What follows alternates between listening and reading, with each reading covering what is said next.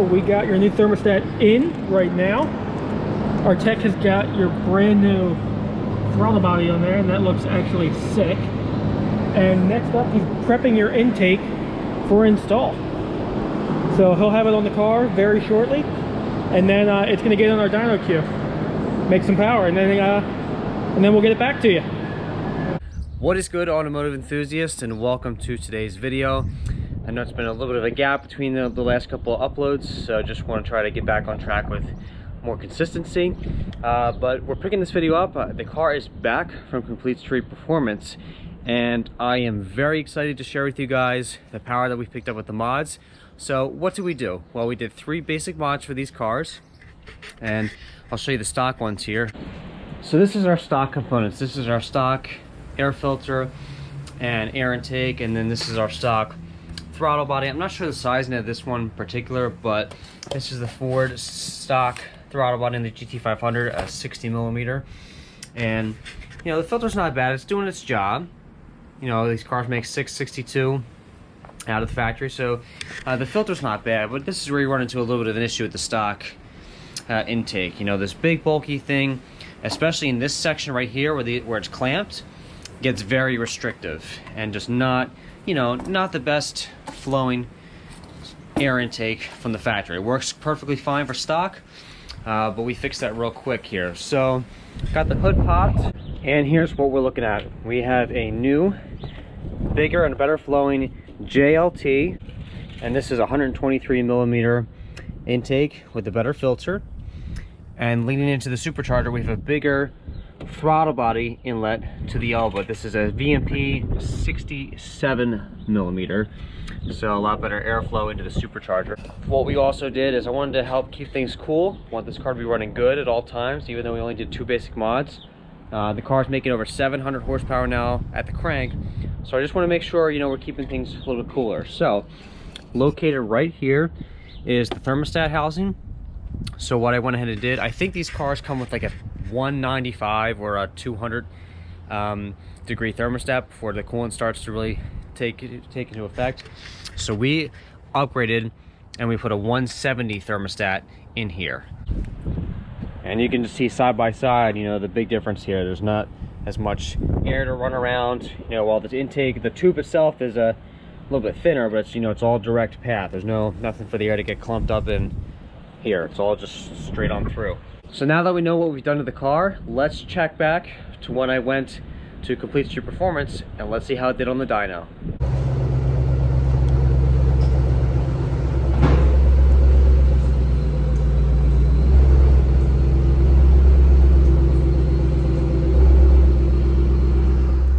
So last time we did a stock run, so now we have a new intake, new throttle body, and a colder thermostat. So should pick up some pretty good power. I know the factory cats are going to limit that a little bit, but you know, we'll do an off-road X-pipe or H-pipe at some point, but should pick up some good power now that we're getting more air into the supercharger.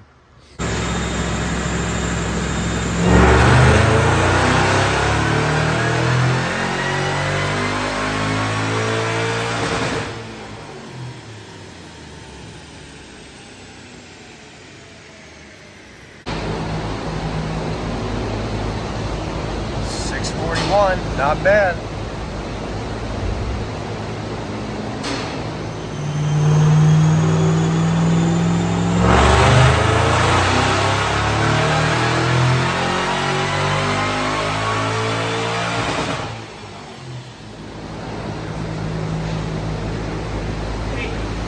Look at that, 658.